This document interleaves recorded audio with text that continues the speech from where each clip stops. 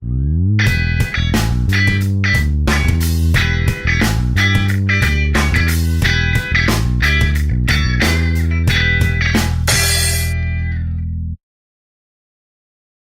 aula passada, nós começamos a estudar a inflação brasileira.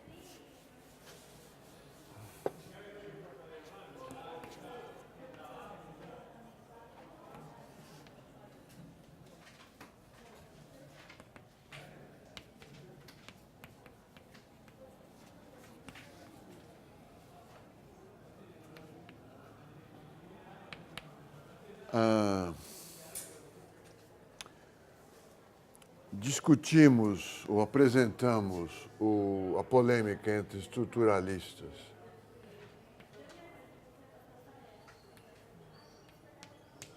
e monetaristas,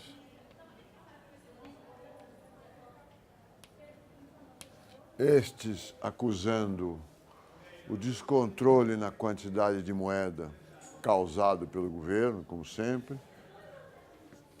e estes acusando a rigidez ou a subida rápida de preços agrícolas, taxa cambial, custos de vida no setor urbano como causa da inflação.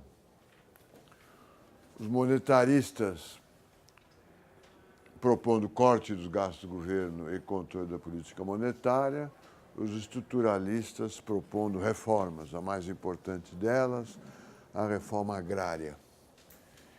E no final, na segunda parte da aula, eu dei uma breve história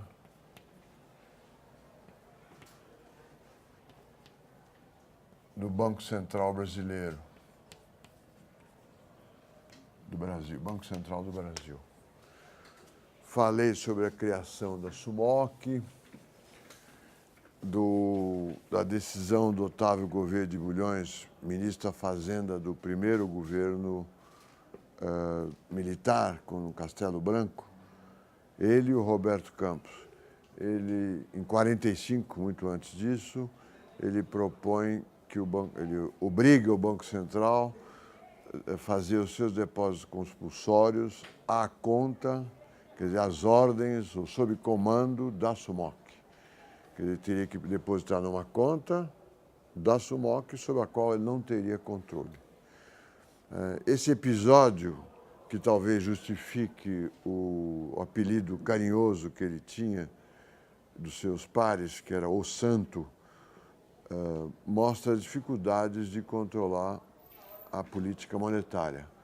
O Banco do Brasil, como qualquer outro grande banco, lógico que se sente limitado por ter que fazer depósitos compulsórios numa conta da SUMOC, mas é uma limitação precária, porque ele é um banco muito grande, ele poderia desobedecer, ele é um banco poderoso que tinha acesso ao presidente da República, sempre teve. Contei o episódio de pelo menos 2 presidentes do Banco do Brasil que assumem a posição, substituem o ministro da Fazenda quando ele cai, mostrando essa rivalidade, e que a restrição legal sobre um banco desse tamanho, público, era efetiva, mas não muito importante. Lembrei a criação do Banco Central em 64, a legislação propondo que o presidente do Banco Central tivesse um mandato de prazo determinado, que, portanto, não poderia ser demitido pelo presidente da República, e que essa é uma disputa que marca a vida do Banco Central desde o início até hoje.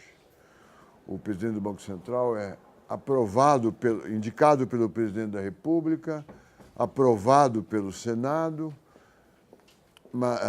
em princípio independente, mas o discurso de posse de todos os presidentes do Banco Central menciona que o sonho do Banco Central é ter um mandato independente, que de fato não tem.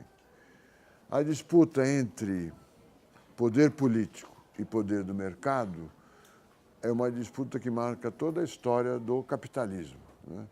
É a política quem manda ou é o mercado quem manda? E essa disputa é muito mais forte ou muito mais presente quando se fala é o dinheiro quem manda ou é a política quem manda? E esse conflito aparece particularmente no Banco Central.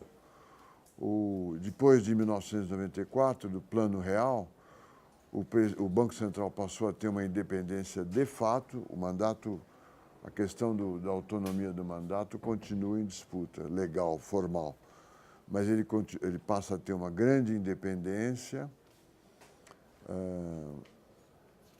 e uma grande importância na formulação da política econômica. No período Lula, depois do Lula, o primeiro presidente do Banco Central, que ficou no cargo 8 anos, ele atuou de uma forma absolutamente não, uma forma inconsistente com o Ministério da Fazenda, o Ministério da Fazenda propondo uma política de redução de juros e ele mantendo uma política de juros altos de 2003 a 2011. Só em 2012, quando troca-se a presidência, sai o Henrique Meirelles e entra o Alexandre Tombini, é que o discurso de taxas de juros, o discurso e a prática de taxas de juros altas começam a diminuir. Os juros passaram de 12% para 9% na última reunião do Copom. Então, é um lugar... Hoje, a autoridade do Banco Central é uma autoridade que tem uma margem de liberdade muito grande. Ela, como nós vamos ver na política de dívida pública do Brasil, mais para frente, ela consegue impor gastos para o orçamento público muito grandes. Nós chegamos a gastar 5% do PIB, na média, por esse período todo, 5% do PIB em juros. E quem determinou o pagamento dos juros foram 5 diretores do Banco Central e o presidente do Banco Central, sem autorização legislativa e sem autorização, portanto, nossa, para usar o slogan dos conservadores, do meu dinheiro, do teu dinheiro, do nosso dinheiro, né, para pagar juros. Despesa muito significativa, comparável às vezes, ou às vezes maior que a despesa que se faz com a educação. E com outros gastos públicos, saúde, etc. E é uma despesa que passa desapercebida, porque não faz parte explícita da autorização legislativa para realizar essas despesas, e o discurso, vamos dizer, conservador é o discurso vencedor. Você lê nos jornais muitas matérias sobre desperdício do dinheiro público, mas poucas matérias sobre quanto que o país gasta com o pagamento de juros fixados discricionariamente pela diretoria do Banco Central desde 1994. E hoje nós vamos ver continuar o argumento e contra-argumento da disputa e uma síntese.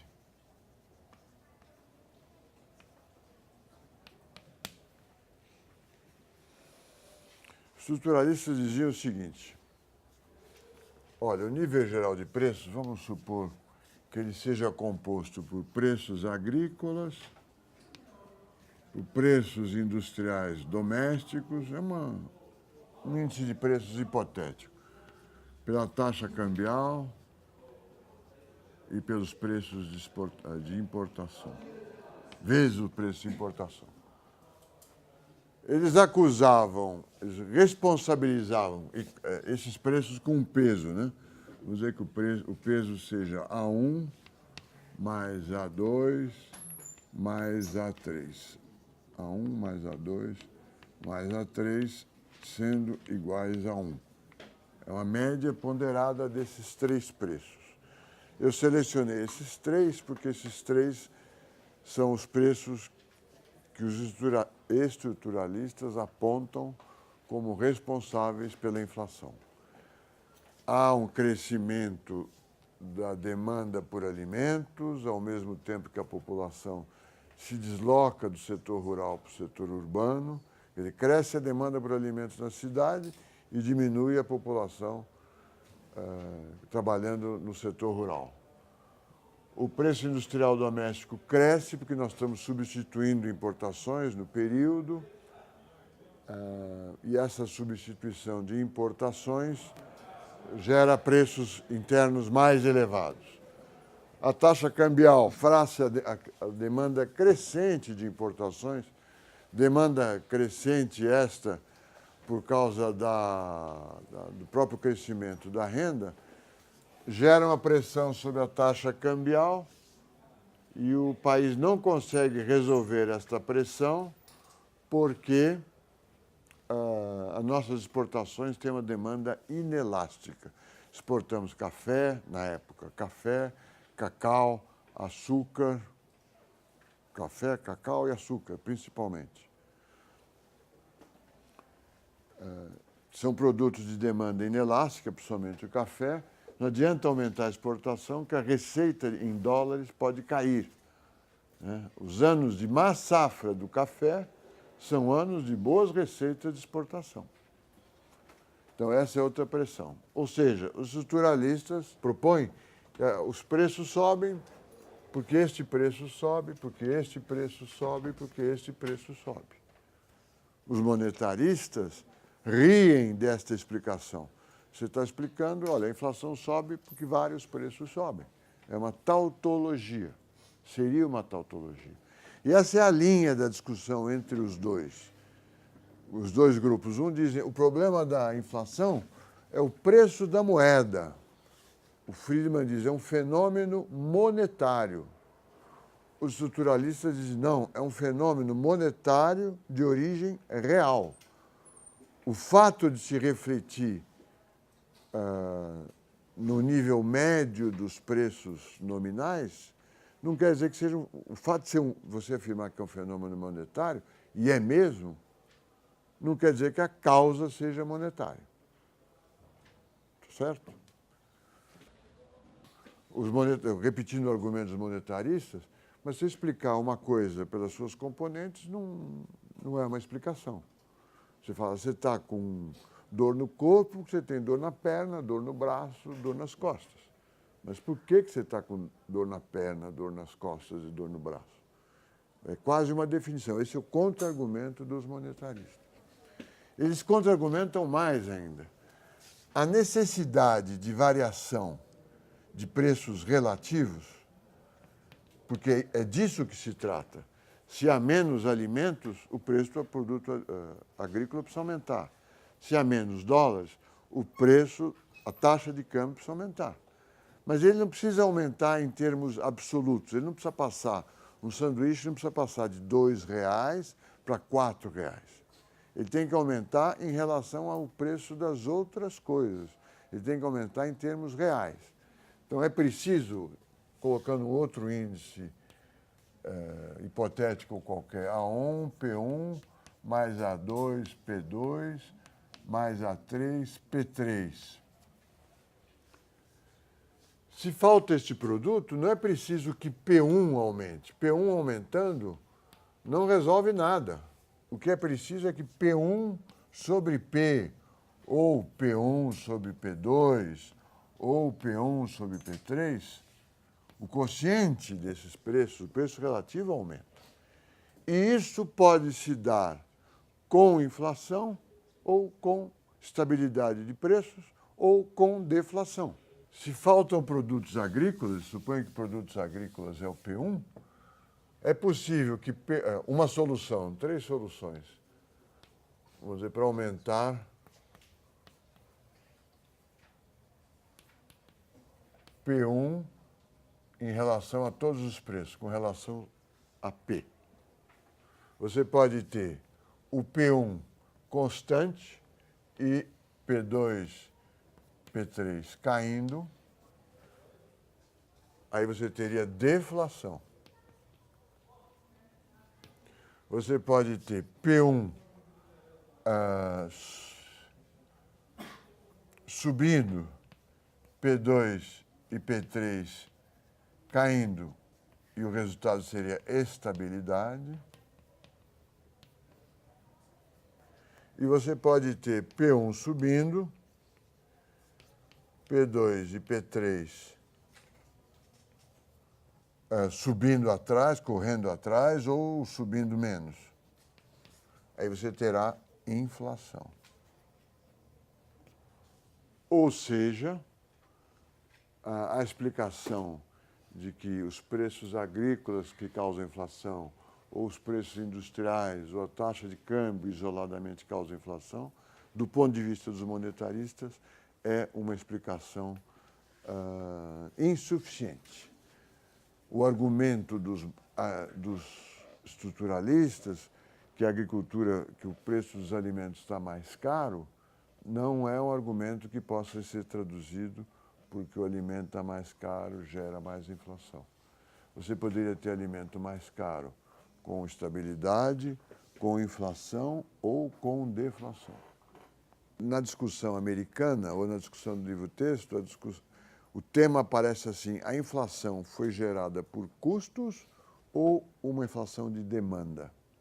É a mesma discussão, vamos dizer, em inglês, ou no livro-texto. É uma demanda agregada que é declinante em função do nível geral de preço, porque a oferta real de meios de pagamento, M sobre P, vai caindo. A oferta agregada é assim se você supuser salários nominais rígidos.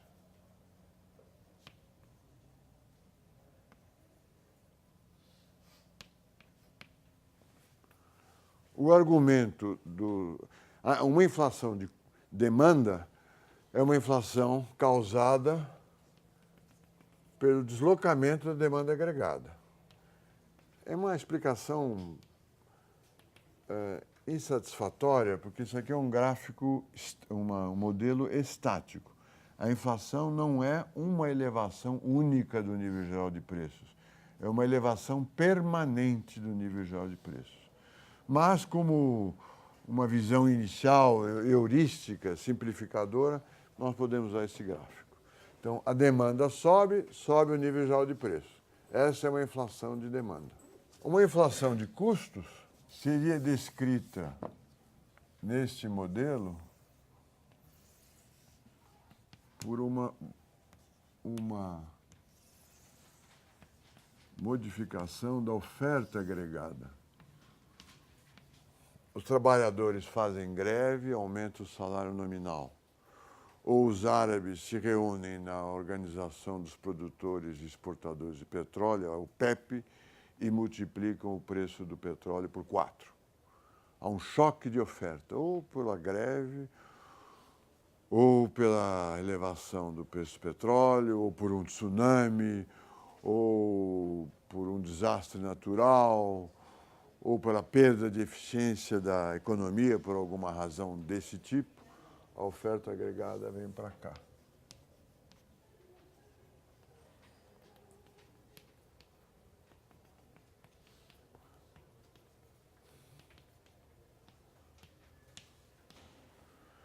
Então aumenta o preço porque a oferta se desloca. É difícil distinguir o que é uma inflação essa separação entre inflação de custo e de demanda é difícil de ser distinguida. Talvez um critério fosse, estão subindo os preços e caindo a produção. E aqui estão subindo os preços e aumentando a produção. Seria um critério. Os estruturalistas estão apontando a nossa inflação é deste tipo. Só que com explicações específicas. É a agricultura, é a taxa de câmbio, é a urbanização.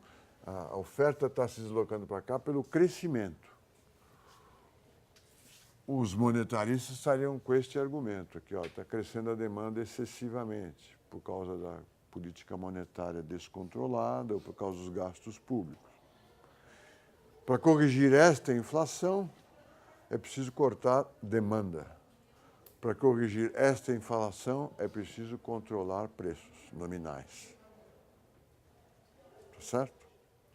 Aí, para essa inflação se estabelece política salarial, leis salariais, controles de preço. Olha, não pode, o preço do leite não pode aumentar, o preço do trigo é subsidiado, que o nosso trigo, estou falando lá dos anos 50, 60, 70, o trigo brasileiro é muito caro, então nós importamos trigo da Argentina, ainda, além disso damos um subsídio, e o pão, o pão francês, que é o pão de maior consumo, é vendido por quilo. Se algum de vocês já foi alguma vez à padaria comprar pão, vão perceber que ao comprar um pão doce, está lá escrito no pão doce, não sei, R$1. Ao comprar um pão francês, a padaria pesa o pão e diz, você tem que pagar R$2, porque aqui você comprou X quilos ou X gramas de pão. O governo brasileiro controlava o preço do pão, o padeiro diminuía a quantidade de massa em cada pão. Se ele estabelecesse a regulamentação, é sempre um jogo. O governo cria uma regulamentação, o regulado tenta contorná-la. Então, o preço do pão, suponha, é 1 cruzeiro por unidade. O padeiro fala, pô, mas não consigo produzir pão com 1 cruzeiro por unidade e ganhar dinheiro. Então, diminui a quantidade de pão, de farinha. Fica um pão menor. Aí o governo está diminuindo, o governo, a população, os jornalistas falam, está diminuindo o peso do pão. Então, segunda solução, vão vender o pão por peso. E aí aparecem outras alternativas que os panificadores fazem. Não sei se é verdade, é impressão pelas notícias do jornal. Colocam junto com a farinha alguma outra coisa que não é a farinha. E vem a regulamentação da quantidade permitida dessa outra grande coisa. Hoje isso não seria necessário. Você poderia, talvez, liberar o preço do pão. Nós não estamos num regime inflacionário. Mas, na época da inflação, isso era necessário. Com o pão, com o leite, você ia à padaria, mas não tem leite. Quem tinha crianças pequenas nessa época de controle de preço, volta e meia, tinha que acordar cedo para comprar leite. Porque como o leite tinha um preço controlado, a padaria vendia pouco leite. Crianças tomam leite todo dia, chegasse tarde e ficavam sem leite. O discurso que nós fazemos sobre o Brasil, e que todos fazem sobre os países subdesenvolvidos e emergentes, é sempre um discurso que imagina que nós estamos atrasados, é o discurso otimista, e que rapidamente, ou algum período de tempo, nos tornaremos iguais aos países ricos. Né? Isso que vocês aprendem, é o discurso e a aproximação ao problema que vocês têm nos cursos de economia, é o que os jornalistas falam, é o que os analistas da Standard & Poor's, do Dow Jones falam. É como se nós estivéssemos atrasados e fôssemos catch up em inglês. Não com K, né? C-A-T-C-H. Como nós fôssemos catch up os países desenvolvidos. Pode ser. Mas nós não podemos esquecer que o Brasil não foi descoberto por barões e duques e condes, apesar dos Lusíadas, né? Por praias, como é que é? Lusíadas fala em barões nos primeiros versos, né? Da obra. Nós fomos descobertos por comerciantes. O país não entrou, não se construiu como uma nação com passado antigo, medieval, e que simplesmente não virou capitalista. Não. nós já entramos, né, fomos descobertos pelo desenvolvimento capitalista. Né? O Pedro Álvares Cabral veio para cá não por curiosidade científica, mas para explorar pimenta, pimenta do reino, sei lá mais o que, as especiarias. Canela, não sei quais são as especiarias, que eram caríssimas. E o pau-brasil acabou sendo descoberto aqui, que era uma tintura. Então, nós somos parte da economia capitalista. Por que eu estou dizendo tudo isso? Porque, ao discutir controle de preços, provavelmente algum colega meu conservador, são muitos, vai dizer a coisa de país subdesenvolvido. Não é verdade. No período, e nós vamos estudar um artigo sobre isso, os Estados Unidos também tinham controle de preço no período 45-80. O artigo que nós vamos estudar, o Phase One. Phase One é a primeira fase de um regime de controle de preço. Tem o Phase One, Phase Two, Phase Three. O presidente da República dos Estados Unidos, que implantou o Phase One, Phase Two, Phase Three, não é nenhum comunista, nenhum democrata sonhador. É o Nixon. Então, o controle de preço é meio inevitável. O deslocamento da curva de Phillips para a esquerda poderia ser apresentado como uma inflação de custos. Quer dizer, você tem, com a mesma inflação, mais desemprego.